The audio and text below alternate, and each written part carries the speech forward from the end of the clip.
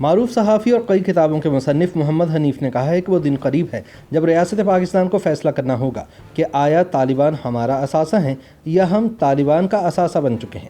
فیصلہ یہ بھی کرنا ہے کہ جب طالبان پہاڑوں سے اتر کر ہمیں بہتر مومن بنانے کی خاطر ہماری طرف لپکیں گے اور ہماری مساجد اور سکولوں کا رخ کریں گے تو اللہ اکبر کا پہلا نعرہ انہیں لگانے دینا ہے یا ہم لگائیں گے۔ BBC کے لیے اپنے تازہ کالم میں محمد حنیف لکھتے ہیں کہ جب کابل شہر میں دھماکہ ہوتا ہے تو حملے کا نشانہ بننے والے پکار اٹھتے ہیں اللہ اکبر۔ مجھے یقین ہے کہ حملہ کرنے والوں نے بھی نعرہ تکبیر بلند کیا ہوگا۔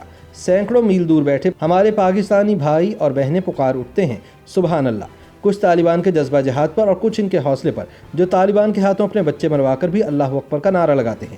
جیسے جیسے طالبان پہاڑوں سے اتر کر شہروں کی طرف بڑھ رہے ہیں اور گلیوں میں لاشیں گرا رہے ہیں، ہمارے سیاسی، مذہبی، عسکری اور موسمی دفاعی تجزیہ کاروں کا جوش و جذبہ قابل دید ہے۔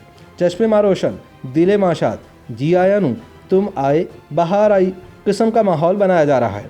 حنیف کہتے ہیں کہ ہم نے 20 سال پہلے ہی کہہ دیا تھا کہ کابل کے وارث طالبان ہیں۔ اب وہ کابل پر چڑھائی کر کے کشتوں کے پشتے لگائیں گے۔ مومن مومن سے لڑے گا، فتح طالبان کی ہوگی۔ ہم اپنے گھروں میں بیٹھ کر اس جہاد میں ایک اخلاقی فتح حاصل کریں گے۔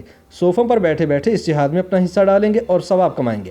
اگر اتنا خون نہ بہہ چکا ہوتا تو ہم شاید کہہ سکتے تھے کہ ہماری طالبان کے ساتھ اتنی پرانی لو سٹوری چل رہی ہے جس میں 7 خون بھی معاف ہوتے ہیں۔ لیکن ہمارے اس پیار کے شوق میں سرکار خود کہتی ہے کہ 70,000 پاکستانی شہید ہوئے، جن میں فوجی اسکول میں پڑھنے والے بچے بھی شامل ہیں اور برقع پوش عورتیں بھی جو گھر گھر جا کر بچوں کو پولیو سے بچاؤ کے قطرے پلاتی ہیں۔ حنیف لکھتے ہیں کہ بڑی قوتوں کو بڑے مقاصد کے لیے بڑی قربانیاں دینا پڑتی ہیں۔ دوسری طرف سے اللہ اکبر کے نعرے بلند کرنے والے ہمارے مومن اور لبرل اس بات پر متفق ہیں کہ ہم نے بڑی قربانی دی ہے۔ آج تک اس قربانی کا مقصد ہمیں کوئی نہیں سمجھا پایا اور اب یہ وقت آن پڑا ہے کہ نہ تو ہمیں طالبان سے لڑنے کے لیے کوئی دہاڑی دینے کو تیار ہے اور نہ ہی طالبان کو سادہ لباس والے ذہین اور معصوم کہنے پر شاہ محمود قریشی کو کوئی امن کا میڈل ملنے والا ہے۔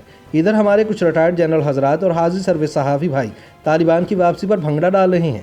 حنیف اس خواہش کا اظہار کرتے ہیں کہ کاش جس طرح حال ہی میں ہماری عسکری قیادت نے پارلیمان کے دروازے بند کر کے ہمارے منتخب نمائندوں کو آنے والے خطروں کے بارے میں ہوشیار باش کیا ہے، ویسے ہی ایک کلاس جشن منانے والے سابقہ جرنیلوں کے لیے ہو جائے اور انہیں ہاتھ باندھ کر سمجھایا جائے کہ طالبان کو بھنگڑا ڈالنے والے پسند نہیں ہیں، چاہے یہ بھنگڑے ان کی حمایت میں ہی ڈالے جا رہے ہوں اور چاہے ڈالنے والے ہمارے قابل احترام ریٹائرڈ جرنیل ہی کیوں نہ ہوں۔ حنیف کہتے ہیں کہ طالبان کے سجن دشمن ہم اور آپ سب اس بات پر متفق ہیں کہ ایک خون خرابہ امریکہ کا پھیلایا ہوا ہے۔ امریکہ کی ناکامی اور نالائکیوں کا ملبہ پہلے افغانوں پر اور پھر لامحالہ ہم پر گرے گا۔ تو پھر سوال یہ ہے کہ کیا یہ سب کچھ جانتے ہوئے بھی ہمیں امریکی صدر بائیڈن کی مسڈ کال کا اتنی بے چینی سے انتظار کرنا چاہیے یا کسی بند کمرے میں بیٹھ کر آرمی پبلک اسکول کے سبز بلیزر والے شہیدوں کی تصویریں دیکھنی چاہیے اور سوچنا چاہیے کہ اب کیا کرنا ہے؟ ہم نے APS سانحے کے مرکزی کردار احسان اللہ احسان کو سیف ہاؤس سے فرار ہونے کا موقع دیا۔ چلے مان لیتے ہیں کہ احسان اللہ احسان قاتل نہیں صرف قاتلوں کا ترجمان تھا اور اس طرح کی کئی گندی جنگوں میں کبھی کبھی اپنے دشمن کو کمزور کرنے کے لیے اسے ساتھ چلانا پڑتا ہے، اپنے قاتل کو اپنا اثاثہ مان کر چلنا پڑتا ہے۔ لیکن وہ دن آیا چاہتا ہے کہ جب ہمیں فیصلہ کرنا ہوگا کہ آیا طالبان ہمارا اثاثہ ہیں یا ہم طالبان کا اثاثہ بن چکے ہیں، اور جب وہ پہاڑوں سے اتر کر ہمیں بہتر مومن بنانے کے لیے ہماری مساجد اور سکولوں کا رخ کریں گے تو اللہ اکبر کا پہلا نعرہ وہ لگائیں گے یا ہم۔